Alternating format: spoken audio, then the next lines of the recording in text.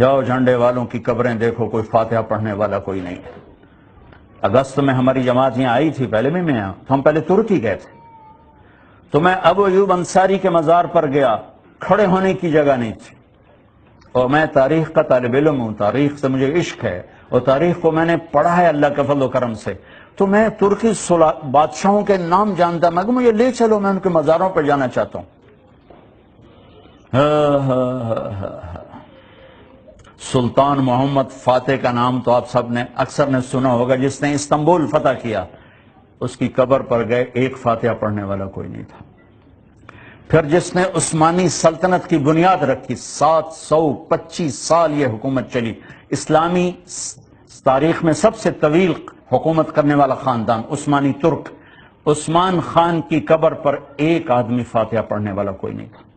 اور اس کا بیٹا ارخ خان، اس کی قبر پر ایک آدمی فاتحہ پڑھنے والا نہیں تھا، پھر اس کا بیٹا مراد خان، اس کی قبر پہ ایک آدمی فاتحہ پڑھنے والا نہیں تھا، اور اس کی بیٹا با یزید یلدرم بجلی کی کڑک کو کہتے ہیں،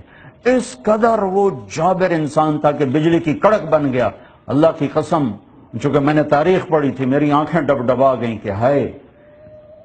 ایسا تاریک مزار اس کا، ایسا ویران قبر اس کی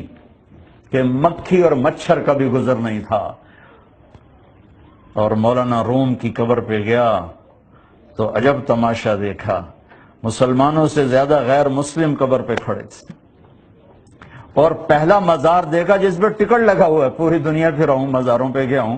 ان کو اتنے وزٹر آتے ہیں کہ وہاں کی وہ جو کونسل ہے پونیا کی، انہوں نے وہاں 20 لیرے کا ٹکٹ لگا دیا، 950 روپیہ بنتا ہے،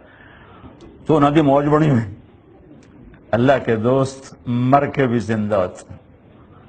اب بادشاہوں، ہمایوں کی قبر پہ گیا تو مغلوں کا دستور تھا، قبر اوپر مصنوعی قبر ہوتی، اصل قبر نیچے تہ خانے میں ہوتی۔ وہ جو گائیڈ تھا، میں نے کہا میں نے اتھے لے جائے جوڑی اصل قبر ہے، یہ تو اوپر بنا ہوا ہے ایسے ہی سنگ مرمر کا ہے، تو وہ لے گیا نیچے، ایک تنگ سا راستہ تھا، آگے ایک چھوٹا سا کمرہ تھا، تو ٹارچ اس کے ہاتھ میں تھی، تو ہمارے آگے تھا۔ میرے بھائیو، میں نے ایسا خوفناک منظر زندگی میں نہیں دیکھا۔ جب ٹارچ پڑی نا قبر پر،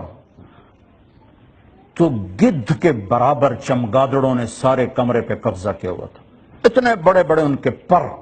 میں 10 سیکنڈ نہیں کھڑا ہو سکا، میں تو فاتحہ بول کے میں کہ بھاج پترا جان بچا، میں بھاگ گیا، نہیں کھڑا ہو سکا۔ ہمایوں، پھر خواجہ نظام الدین اولیاء کی قبر پر گیا تو وہاں ہندو بھی بیٹھے دعائیں مانگ رہے تھے، سکھ بھی بیٹھے دعائیں مانگ رہے تھے، ایمان والے بھی دعائیں مانگ رہے تھے، اور باہر جو دیگیں تقسیم ہو رہی تھیں اس میں ہندو تقسیم کرنے والے زیادہ تھے، مسلمان تھوڑے۔